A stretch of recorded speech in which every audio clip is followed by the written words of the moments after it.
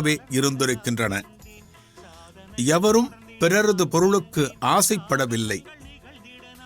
மகான்களின் புனிதமான தரிசனம் பெற்று தங்கள் பிணிகளையும் கஷ்டங்களையும் அவர்களிடம் சொல்லி அதற்கு உரிய நிவாரணம் பெற்று நிம்மதியாக வாழ்ந்திருக்கிறார்கள்.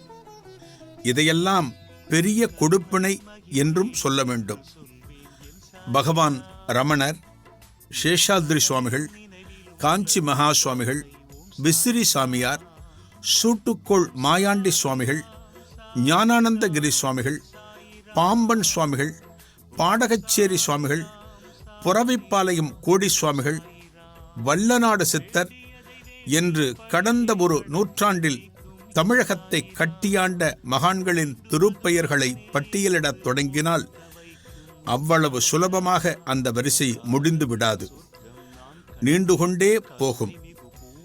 இறை அருளால் அவதரித்த இந்த மகான்கள் நேர்மையையும் நீதியையும் மக்களிடம் போதித்தார்கள். பக்தியின் அவசியத்தை சொல்லி தெய்வ வழிபாட்டை பெருக்கினார்கள். அன்பே அனைத்துக்கும் ஆதாரம் என்பதை அன்றாடம் உபதேசித்தார்கள். இறைவனுக்கு அடுத்த ஸ்தானத்தில் இருந்து அவன் செய்ய வேண்டிய அருட்பணிகளை திறம்பட நடத்துவதற்காக இந்த மண்ணுலகில் அவதாரம் எடுத்தவர்களே மகான்கள். இத்தகைய மகான்கள் பொன்னுக்கும் பொருளுக்கும் ஆசைப்பட்டதில்லை. அனைத்தையும் துறந்தவர்கள்தானே மகான்கள். உணவையும் உடையையும் தேடியதில்லை. தினந்தோறும் பக்தர்கள் வீடுகளுக்கு சென்று பிட்சை எடுத்து அதை உண்டார்கள். காஷாய வஸ்திரத்தை அணிந்து கொண்டார்கள்.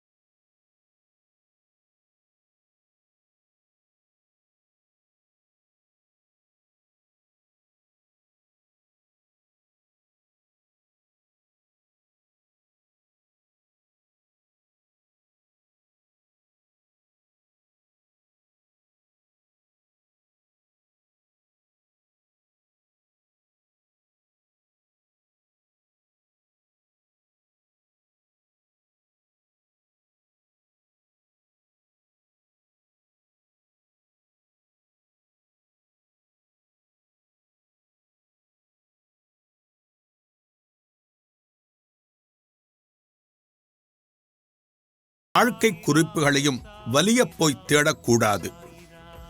ஷீரடி பாபா பெயரை கேட்ட மாத்திரத்திலேயே அவரது பக்தர்களுக்கு உடலெங்கும் சிலிர்க்கும். அவரது அவதாரமும் அருள்கின்ற மகிமையும் அப்படிப்பட்டது. தன் பக்தர்கள் பிரார்த்தித்த மாத்திரத்தில் அவர்களது எண்ணங்களையும் பிரார்த்தனைகளையும் பூர்த்தி செய்கிறார் ஷீரடி பாபா.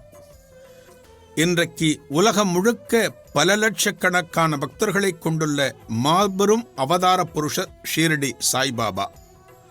சாயி என்று பக்தர்களால் அன்புடன் அழைக்கப்படுபவர். ஷீரடி இவரது திருவுடல் அடங்கியிருக்கின்ற இடம் என்றாலும் நம் தேசத்தின் ஒவ்வொரு ஊரிலும் ஒவ்வொரு கிராமத்திலும் இவருக்கு அநேகமாக திருக்கோயில் அமைந்திருக்கிறது. ஷீரடியில் பாபாவின் சமாதிக்கு எப்படி வழிபாடுகள் நடக்கின்றனவோ அதுபோல் ஒவ்வொரு ஊர்களில் அமைந்திருக்கின்ற பாபாவின் திருக்கோயிலிலும் அதே வழிமுறைகளை பின்பற்றி பூஜைகள் நடந்து வருகின்றன. சென்னை மாநகரை எடுத்துக்கொண்டாலே பல்வேறு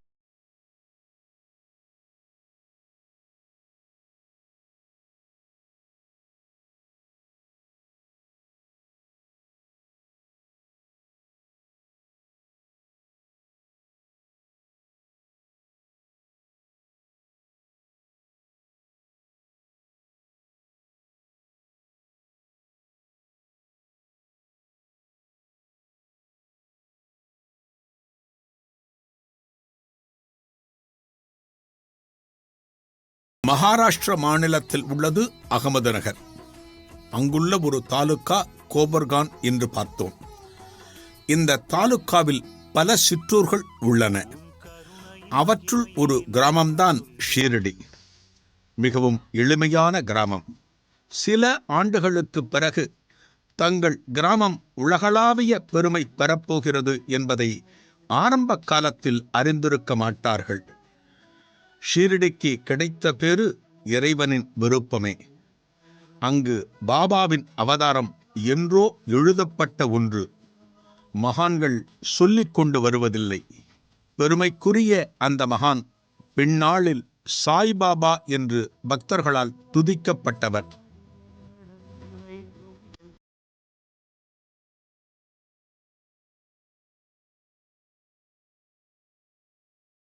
பெயர் மற்றும் பூர்வீகம் போன்ற விவரங்களை எவராவது பாபாவிடம் கேட்டால் பதிலுக்கு ஒரு புன்னகையை மட்டுமே தருவாராம், அல்லது பேசாமல் இருப்பாராம்.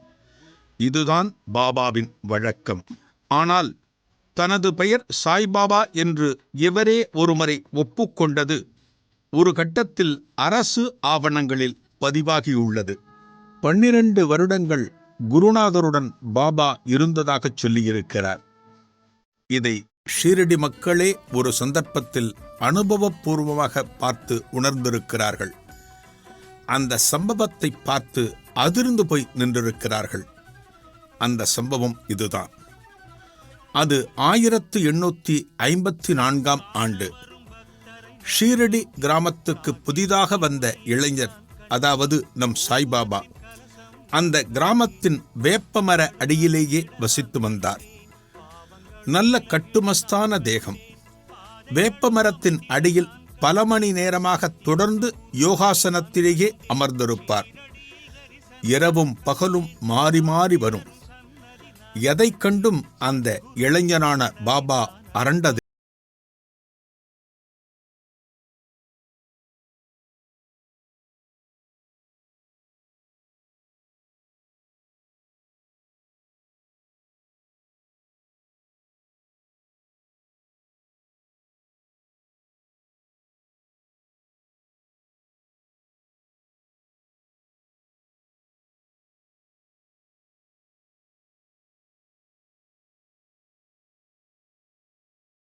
அவ்வப்போது பெய்யும் மழையும் இளைஞனான பாபாவை எதுவுமே செய்ததில்லை.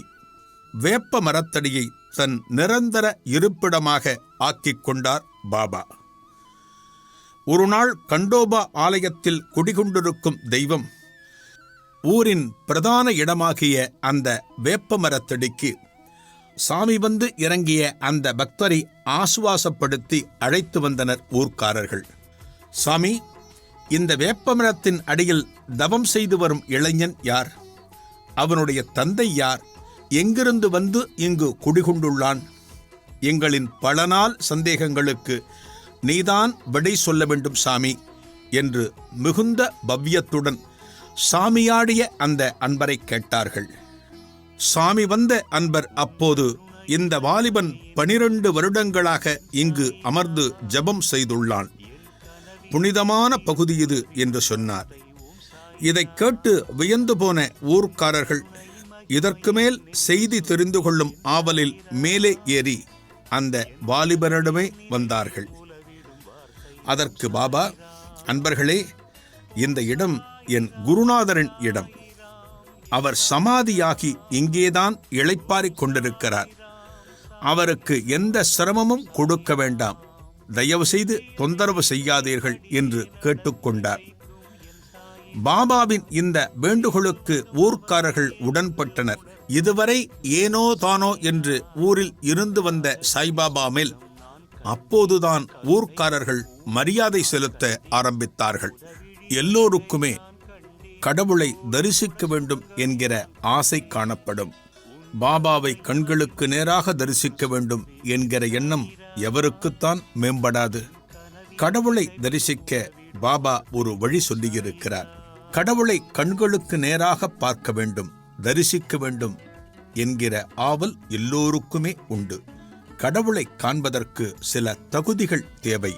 அவையெல்லாம் நம்மிடம் இருந்தால்தான் பரிபூர்ணமாக அவனை தரிசிக்க முடியும், உணர முடியும். மகான்கள் சொன்ன வார்த்தைகள் இவை. கடவுளை காண பாபா சொன்ன தகுதிகள் எவை தெரியுமா? இறைவனை காண வேண்டும் என்கிற விருப்பம் சுதந்திரமாக அவனுக்குள் எழ வேண்டும். புகழ், அந்தஸ்து போன்றவற்றின் மீது பெரிய அளவில் பற்றுதல் வைக்கக்கூடாது. தியானம் செய்ய வேண்டும். தீய எண்ணங்கள், திருடுவது போன்ற இழிவான செயல்கள் கூடாது. உண்மையே பேச வேண்டும். புலன் இன்பம் தருவனவற்றை புறக்கணிக்க வேண்டும்.